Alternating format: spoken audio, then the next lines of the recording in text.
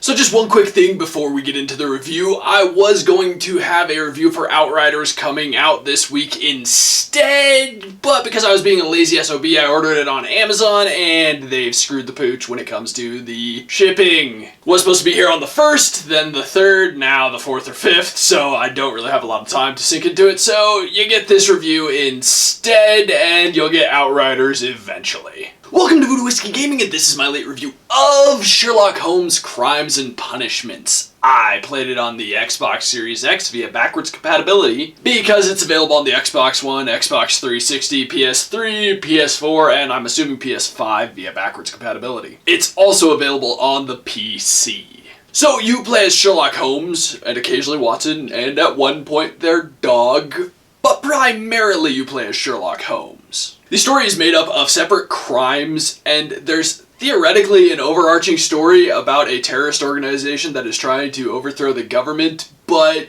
yeah, I'm really gonna say it's really not that present. Even in some of the cases where it's meant to be really present, it's really not that present, so I'm not impressed with that element. I do think it's fine as a collection of these crimes and investigations by Sherlock Holmes, but the overarching story just didn't really seem to function well. Now that being said, the different investigations, I did find them from a story element. I found them to be interesting. I thought they were pretty cool. Now let's get into the audio, and the one thing I'm really going to say is I think the sound effects are really well done. I think the sound effects for all the different locations, the ambient noises, like when you're in the city, it sounds like you're in a city. When you're out in the country, it sounds like being out in the country. I think that's all very well done. I really enjoyed the sound effects in this game. As for the voiceover work, I think it's pretty good. I don't think it's amazing. I think everyone does well. But some of the performances really do feel very, very wooden,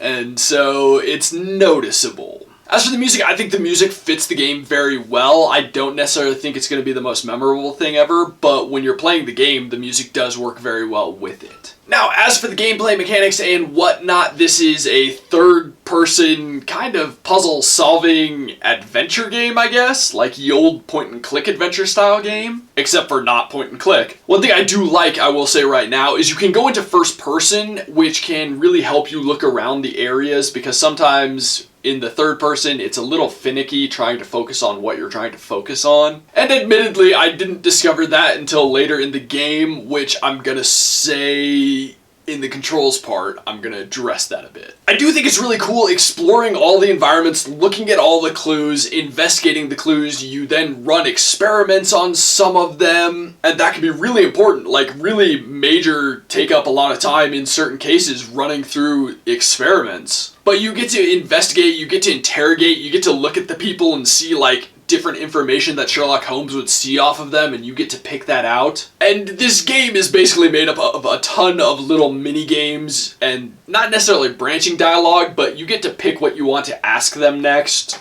but you don't necessarily go anywhere unique with that. But then sometimes that will trigger a QuickTime event where you get to, you know, rub some evidence in their face. It's actually pretty cool. I really liked the investigation. I really think, personally, the interrogation elements were my favorite. But I do think all the different investigation mini-games were a lot of fun, although some of them got to the point of being tedious. Like having to clear every scrap of mud off of this one painting until I could actually then, you know, have him look at the painting. That was a little obnoxious. It was a little unnecessary. But let's get into the controls. And as I mentioned, there was a problem with the controls, like me not necessarily knowing the first person thing, because I think the controls are often very poorly explained. There are definitely times where eventually you will figure it out, but like the explanation or the controls that they list up in the corner, you're sitting there going, well, that's not necessarily helpful, and you have to fiddle around with it yourself to figure out what you actually need to be doing with the controls. Which I'm also going to say, I don't think the controls are particularly good. I think they're well mapped out, and in that sense they function well, but movement is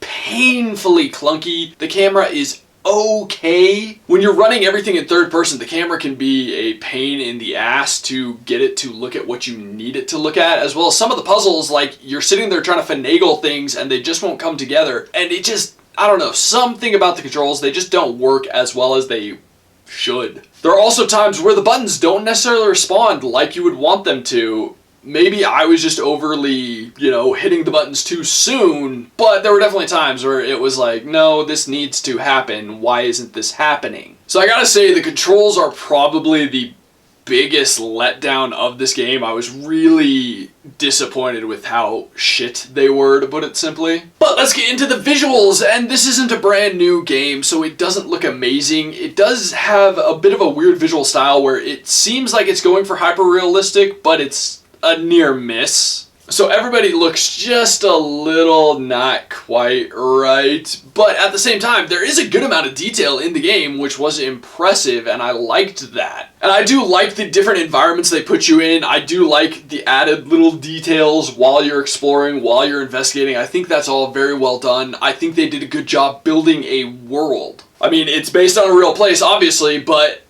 there are some games that just don't build a world where the levels feel like they exist purely to be levels, whereas this game does a pretty good job with that. I mean, they do limit your exploration, and some of the buildings don't seem entirely right. But overall, you can see how this would have been a place somebody lived. You can see how this would be, a pub, etc. You can see that, and I think that's an important detail that they didn't quite nail, but did well with. So to wrap this up, I'm gonna say, I think it was overall a fairly enjoyable game. If you can pick it up for like $5, or if it's ever free or anything, I think it's totally worth sinking the time into at that price. But paying more than that, I can't say that I would ever recommend. Okay, so in the comments down below, why don't you tell me who's your favorite Sherlock Holmes in, we'll say, TV and movies? I think, personally, it's gotta be Cumberbatch. Don't get me wrong, I liked Robert Downey Jr., but Cumberbatch, man. As always, thanks for watching. If you enjoyed the video, please hit that like button. And if you like what I'm doing in general, share and subscribe.